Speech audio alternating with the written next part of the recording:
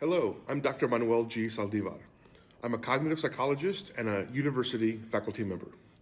This video is one in a series associated with a textbook by Jeffrey Levy entitled Psychology, the Science of Human Potential. This is a free open source textbook that's available for anyone to use. A link to this textbook can be found below this video in the description box. The purpose of this video is not to cover every single point in the textbook. Rather, it's meant to give students an overview of the contents and the big ideas, the main themes of every particular chapter. So let's get started.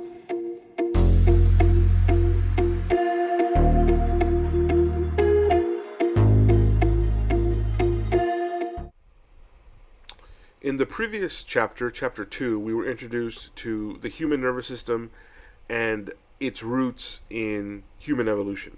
In this video, we'll be looking at chapter 3 of Levy's textbook and exploring how the nervous system facilitates two processes that are vital to human behavior because they're vital to the way that our brains work. These two processes are sensation and perception.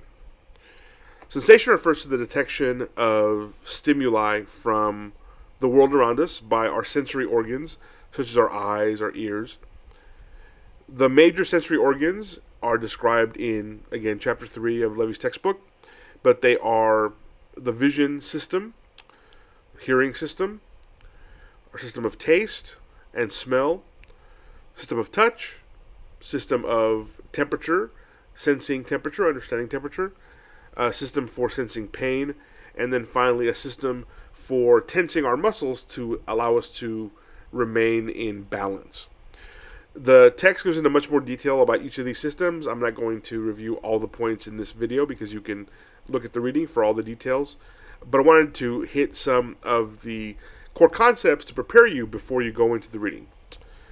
Perception is a process by which our nervous system, especially the brain, integrates and interprets all these stimuli that come in from the world around us. So our ears, eyes, nose, etc.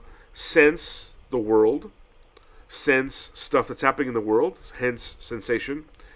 Perception, though, is a process our brains go through of putting together all of that information to help us know what's going on around us. The Levy chapter goes into detail regarding the mechanics of human senses, such as touch and taste, but the major takeaway you want to have from this chapter is that perception is at the root of a lot of human behavior. The way that we understand, or maybe more accurately, the understanding we create for ourselves about what's happening around us really governs a lot of our behavior. And if we are misunderstanding what's happening around us, if we see something or hear something or smell something, and misunderstand exactly what that thing is, that's often what can lead humans astray. Our perception of the world around us is usually dependent on multiple stimuli, different senses, different sensations that come in, and those combined with our prior understanding of how the world works, our prior experiences, that combination is what produces perception. And so these processes are built into us by millions of years of evolution. So it's very easy to follow certain patterns because evolution has wired our brains, our nervous systems to behave in certain ways.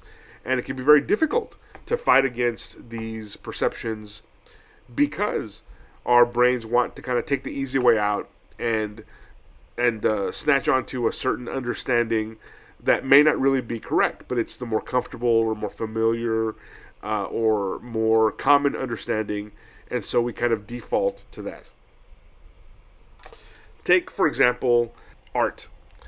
Our brains have developed a system for taking in visual information and helping us understand, among other things, what stuff is close to us, what stuff is nearby, and what stuff is far away. You can imagine in years past when our ancestors were living as hunters and gatherers and had to capture food or find food like wild berries, wild nuts, growing in the forest in order to survive. Knowing if something was within arm's reach versus being, say, 10 feet away versus 50 feet away versus 100 feet away, that understanding is very helpful for your survival. So our brains take in information that we see, in this example, visual information, from the world around us, and our brain puts it together into kind of an image of what's happening. Artists can take advantage of these same patterns, and they basically, if you think of a piece of artwork, it is tricking us. A flat, two-dimensional painting, photograph, drawing is tricking our brains into thinking that it has depth, that certain stuff in the photo or the drawing or the picture is closer to us than other stuff. In this image on the screen, you see that there is kind of a river in the foreground that's meant to be closer to us. There's a city kind of in the middle ground, and then farther in the background there are a couple of mountains. Now this image is just a flat, the original image I'm sure was either painting or drawing. It's just a flat image, but our brains interpret depth and distance because that's what the human brain has specialized to do. So if an artist understands how the brains work in terms of perception, then they can fool us with a 2D, two-dimensional drawing, painting, photograph into seeing something that's three-dimensional. So again, understanding how perception works can really help you if you want to try and shape human behavior. And we'll explore more about this business of shaping and how we may be affected by stuff around us in ways we don't really understand or are not cognizant of in future chapters. That concludes today's video. I hope you've found this overview helpful for your own studies. Please don't forget to like and subscribe if you found this video useful. It really helps my YouTube channel grow. Good luck with your continuing studies of psychology as well as with the rest of your college career. Take care.